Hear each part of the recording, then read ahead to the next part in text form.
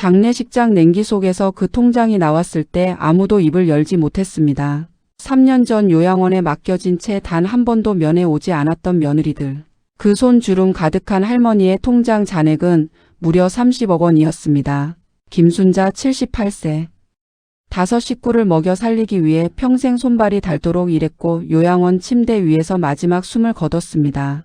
누구도 임종을 지키지 않았습니다. 그녀가 세상을 떠나고 나서야 사람들은 달려왔습니다. 유산을 챙기기 위해서.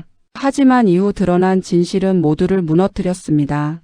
1946년 경북 안동의 산자락 마을에서 태어난 김순자는 가난한 집 넷째 딸이었습니다. 어릴 때부터 부지런하기로 동네에 소문이 났고 20살이 되던 해 오빠의 소개로 박남수 당시 24세와 혼인을 했습니다.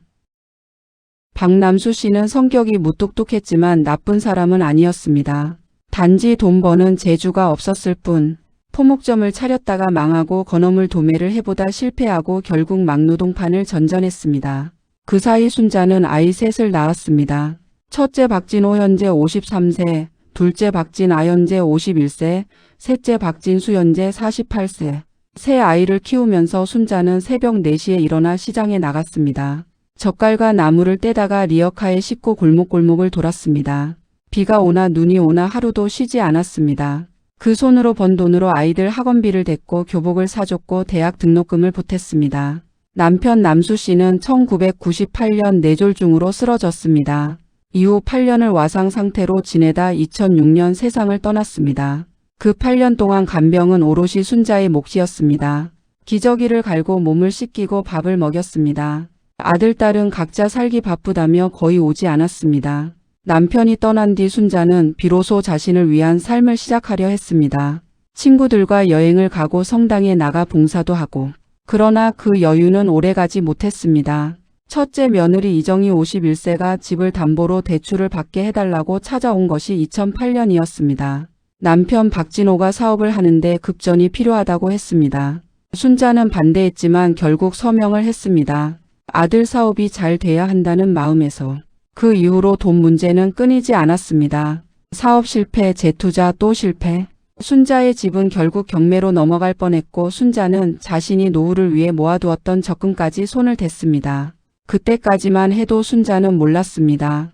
자신이 쥐고 있던 것이 단순한 저금 통장이 아니라는 것을, 그 통장 뒤에 숨겨진 30년의 비밀이 있다는 것을. 2021년 겨울 순자는 화장실에서 넘어져 고관절을 다쳤습니다. 수술 후 거동이 불편해지자 세 자녀는 모여 회의를 했습니다. 엄마, 이제 우리 집엔 공간이 없어요. 첫째 며느리 이정희. 저도 직장 다니면서 아이까지 있는데 못 모셔요. 둘째 사위 최준영. 형이 장남이잖아요. 형이 모시는 게 맞지 않아요? 셋째 박진수. 아무도 책임지려 하지 않았습니다. 결국 경기도 외곽의 요양원이 결정되었습니다. 한 달 입소비 180만 원. 그 돈도 순자의 통장에서 빠져나갔습니다. 요양원에 들어가던 날 순자는 창문 너머로 아들, 딸의 차가 멀어지는 것을 바라봤습니다. 아무도 뒤를 돌아보지 않았습니다. 손을 흔들지도 않았습니다. 그날 이후 면회 온 자녀는 없었습니다. 추석에도 설에도 생일에도. 그런데 이상한 일이 있었습니다. 첫째 며느리 이정희는 한 달에 한 번꼴로 요양원에 나타났습니다. 순자를 보러 온 게 아니었습니다. 원장실에 가서 무언가를 서명받고 돌아갔습니다. 요양원 직원 윤미경 42세는 나중에 이렇게 증언했습니다.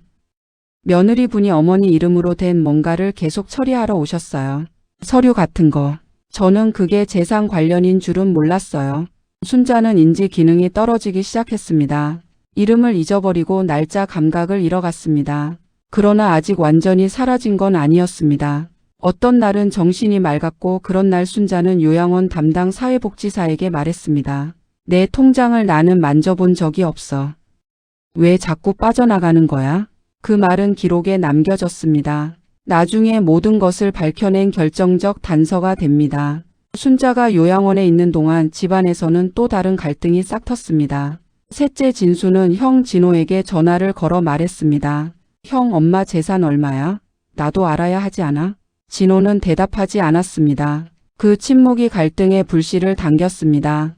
2024년 3월 순자는 폐렴 합병증으로 갑자기 상태가 악화되었습니다.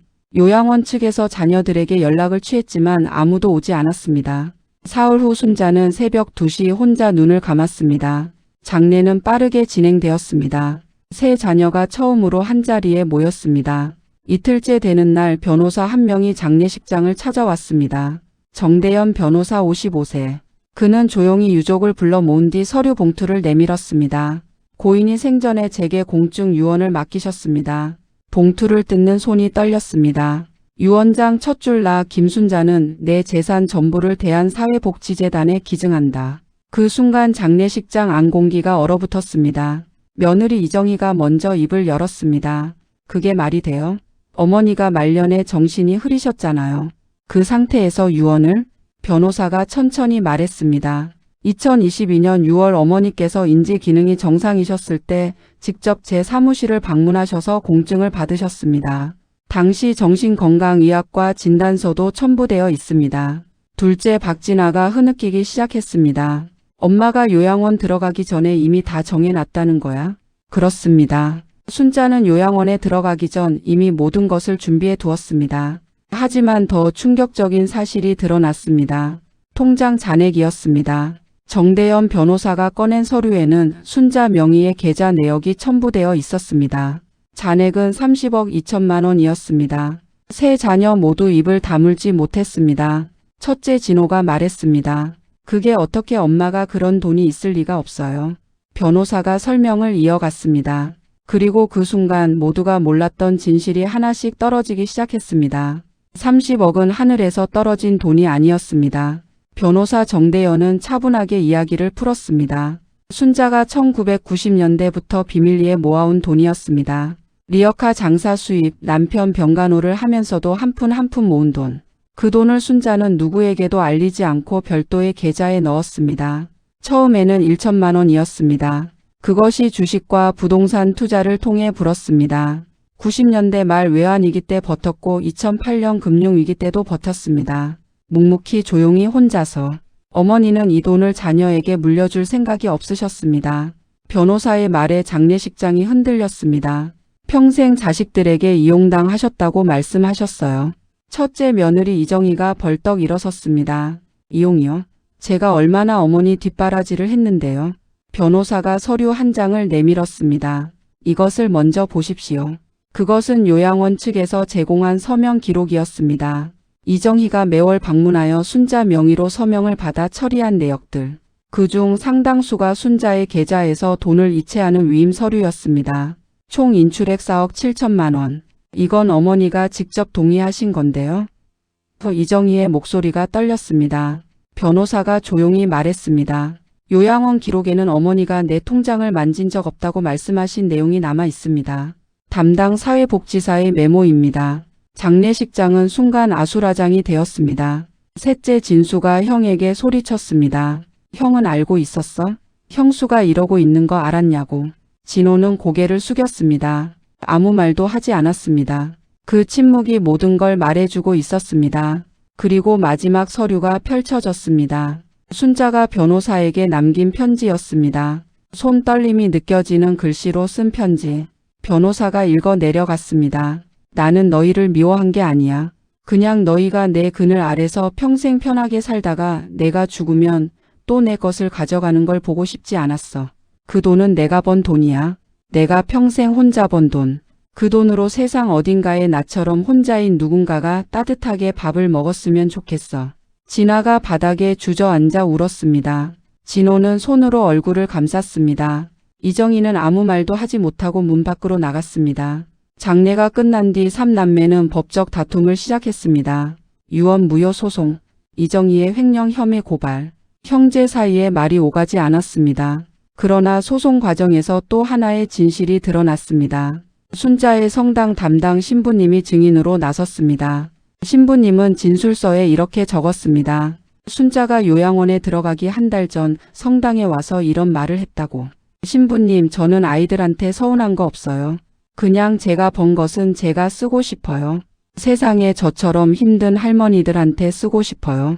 그 돈은 이미 법적 절차를 통해 대한사회복지재단으로 이전이 완료된 상태였습니다.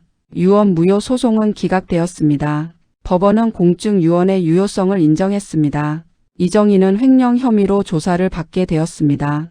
사건은 수사기관으로 넘어갔습니다. 몇 달 뒤 진아는 혼자 요양원을 찾아갔습니다. 엄마가 마지막 3년을 보냈던 방.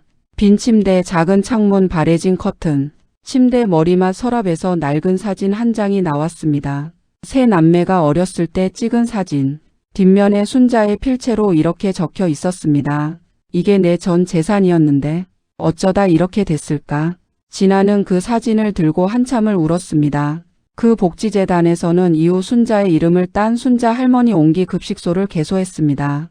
매일 오전 10시 경기도 외곽 노인 100여 명이 그곳에서 따뜻한 밥을 먹습니다.